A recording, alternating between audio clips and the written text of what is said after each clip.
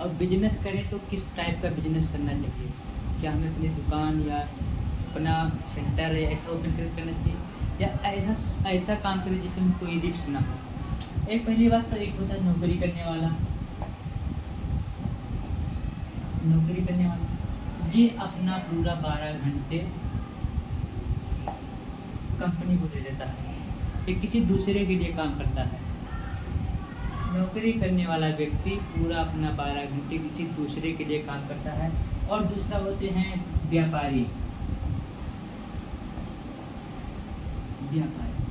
ये व्यापारी हैं जो अपना खुद का काम करते हैं, दुकान या कोई शोरूम या ऐसा खोल के रखते हैं। ये भी अपने दुकान पे कम से कम 17 से 18 घंटे काम करते हैं। अगर ये 17 से 18 घंटे काम नहीं करेंगे तो इनके घर पे कोई भी इनकम आने वाला नहीं है। और एक 21वीं सदी में एक बिजनेस आया जिसको कहते हैं डायरेक्ट सेलिंग।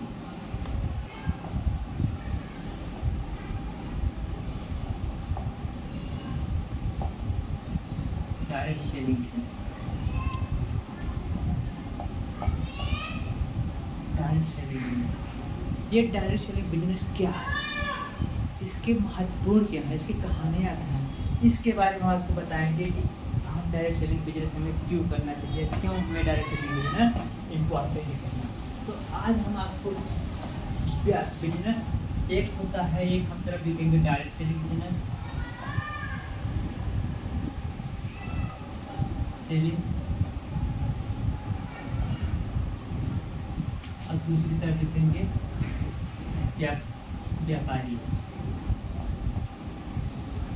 आप व्यापार करने के लिए आपको जगह की आवश्यकता होता है। अगर आप कहीं भी कोई दुकान या कुछ खोलना चाहेंगे तो आपको एक जगह की बहुत ही इम्पोर्टेंट होता है कि हमें वो जगह होना चाहिए। दूसरा होता है कि हमें पैसा हमारे पास पैसा होगा तभी हम जाकर के कोई दुकान या कोई सेंटर या कोई शोरूम तब खोल सकते हैं। यानी कि हमें पैसा भी होना जरूरी है अगर हम ट्रेडिशनल व्यापारी करते हैं। तीसरा है आपको रिस्क, इसमें रिस्क, आपको इस बिजनेस में रिस्क बहुत है। क्योंकि अभी आपने मान के चलो कोई बिजनेस करते हैं, आपका सेलिंग नहीं हो रहा है, आपको उसमें प्रोडक्ट खराब होने लगा तो आपको रिस्क इसमें बहुत ज़्यादा है। एक पॉइंट हम और लेते हैं जिसका नाम है कंपटीशन।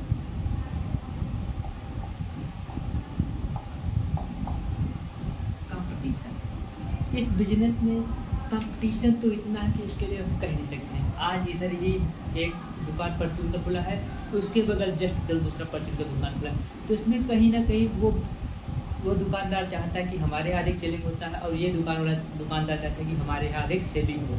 इसके लिए कंपटीशन उनमें बहुत ज़्यादा होता है। लेकिन अगर डायरेक्ट सेलिंग कंपनी की बात करें, डायरेक्ट सेलिंग कंपनी की बात करें तो इसके लिए आपको जगह की कोई ज़रूरत नहीं है।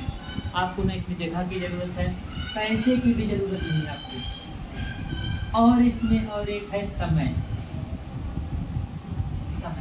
आपको बिना समय दिए हुए आपको एक भी रुपए का फ़ायदा नहीं होना है। अगर आप इस ट्रेडिशनल व्यापारी बिजनेस में आ रहे हैं तो आपको समय, पैसा, जगह, रिस्क, कंपटीशन यानी कि हर चीज़ से आपको लड़ना पड़ेगा, तब जाके आपका ये बिजनेस चलने वाला है।